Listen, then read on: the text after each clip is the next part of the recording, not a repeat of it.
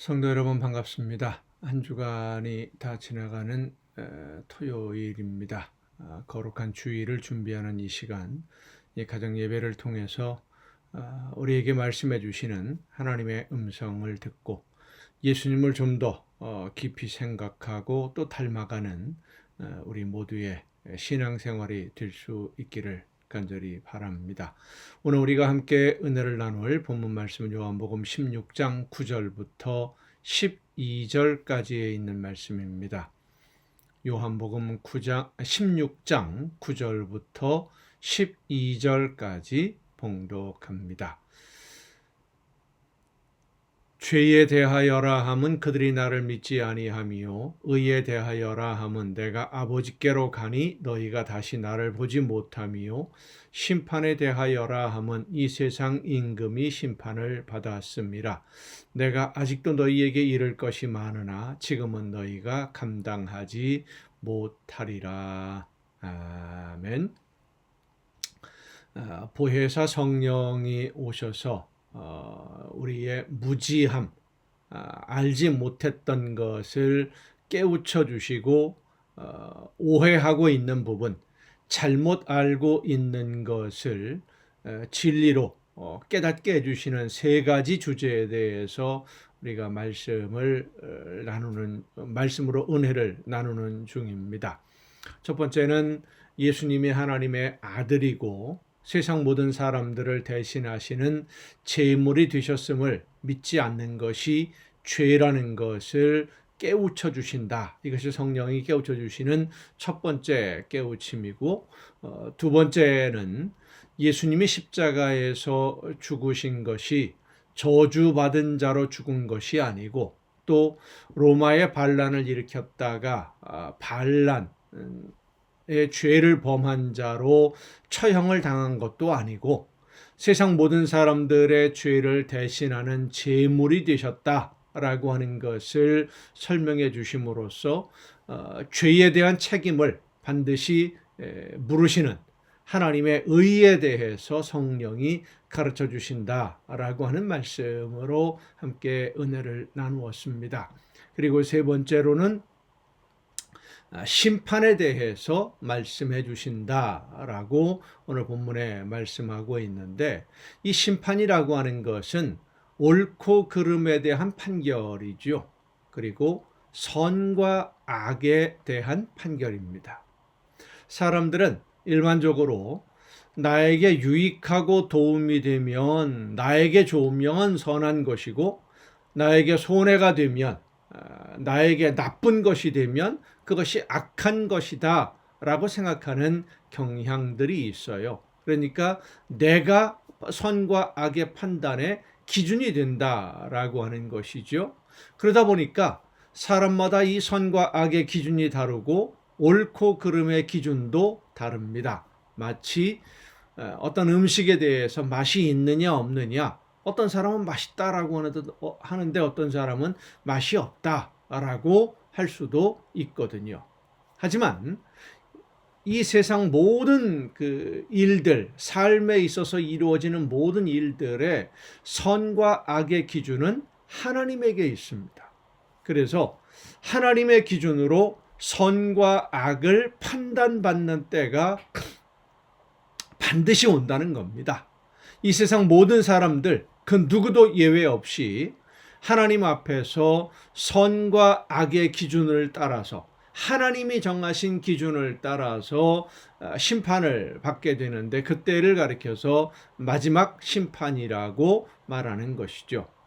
예수님의 죽음을 본 사람들은 예수님이 하나님의 심판을 받은 것으로 생각을 했습니다. 하나님을 모독하는 죄에 대해서 심판을 받았다라고 생각을 하고 있었고, 로마에 대항하는 죄를 범했기 때문에 그 심판을 받아서, 재판을 받아서 십자가에서 처형을 당한 것이다 라고 제사장들과 바리새인들이 설명을 했고, 그들의 말을 듣는 사람들은 또 그렇게 받아들였고 그렇게 믿었던 것입니다. 그런데 예수님의 죽으심은 하나님의 심판에 의한 죽음이 아니다라는 것을 성령이 가르쳐 주신다는 겁니다. 세상 모든 사람들의 죄를 용서하기 위한 하나님의 은혜의 선물로 우리에게 주시는 제물이 되어 주시는 죽음이지, 하나님을 모독했기 때문에 심판을 받아서 죽은 것은 아니다라고 하는 것을 성령이 깨우쳐 주신다는 거예요. 예수님의 죽음의 의미를 제대로 깨우쳐 주시는 분, 올바로 사람들이 알 수 있도록 해주시는 분이 바로 성령이십니다.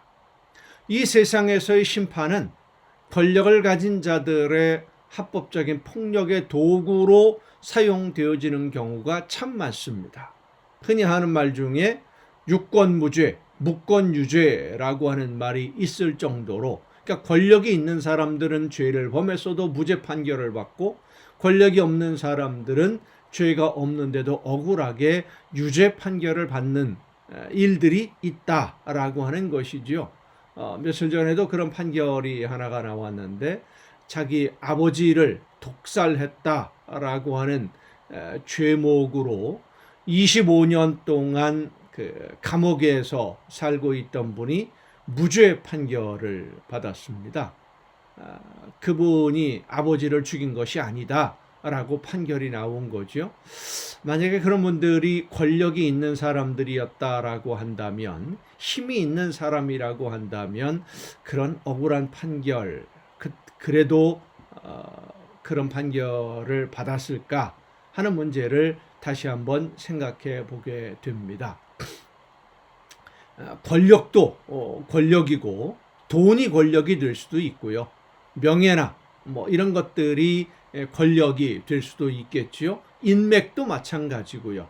그래서 사람들의 연주를 동원해서 혈연, 지연, 학연 이런 것들을 동원을 해서 어떻게든지 그 법망을 빠져나가 보려고 하는 그런 경우들을 상당히 많이 보게 됩니다.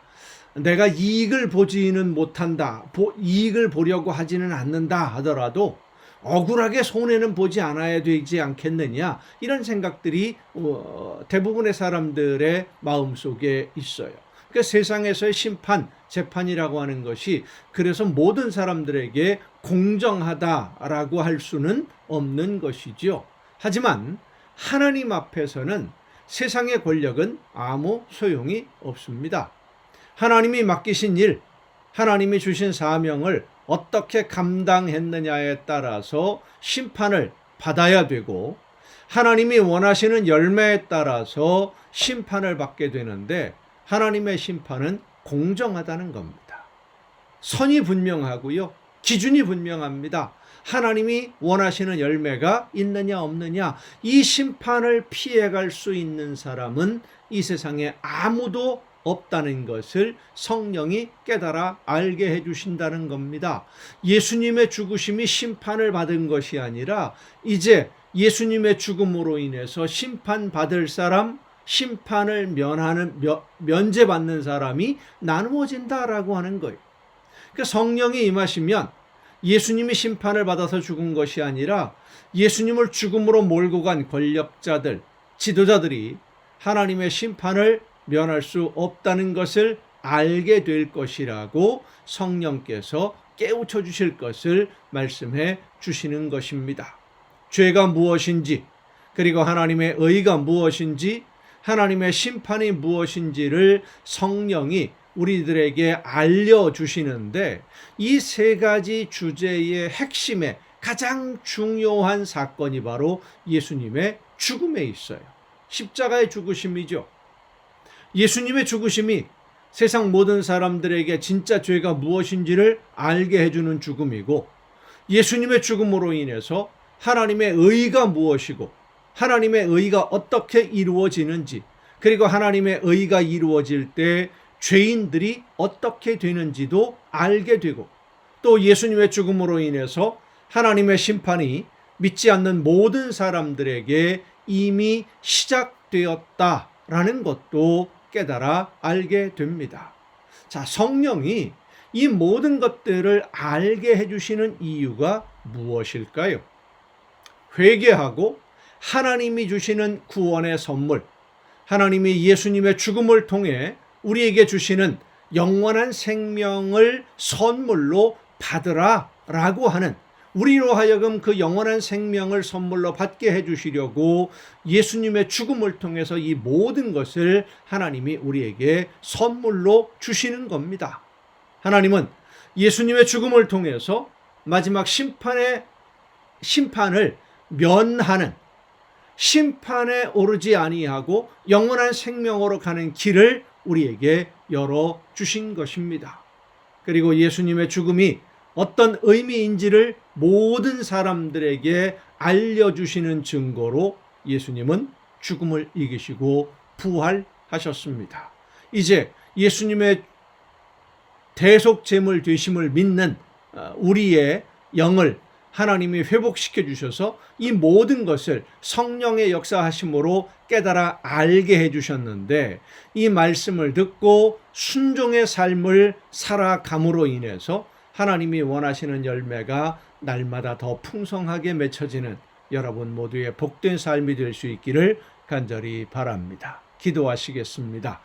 오늘도 크신 사랑과 은혜로 저희들의 삶을 이끌어 주시며 성령께서 인도해 주시고 역사해 주심으로 하나님의 나라를 바라보며 하나님이 원하시는 뜻대로 순종할 수 있도록 오늘도 저희들의 걸음을 이끌어 주심을 감사드립니다. 하나님이 예수님의 죽으심을 통해 저희들에게 주시는 이 구원의 선물, 이 귀한 선물을 감사함으로 받아들이며 지난 우리들의 삶의 모든 잘못된 것들을 회개하고 하나님이 원하시는 뜻대로만 순종하되 나에게 맡겨주신 사명을 즐겁게 감당함으로 아름다운 하나님의 나라를 향하여 오늘을 걷는 우리 모두가 되게 하여 주시옵소서. 이 모든 말씀을 예수님의 이름으로 기도하옵나이다. 아멘. 여러분 오늘도 수고 많으셨습니다. 내일은 거룩한 주일입니다. 예배 후에 저녁 이 시간 가정 예배를 통해서 여러분 모두 함께 다 같이 만날 수 있기를 바랍니다. 내일 뵙겠습니다.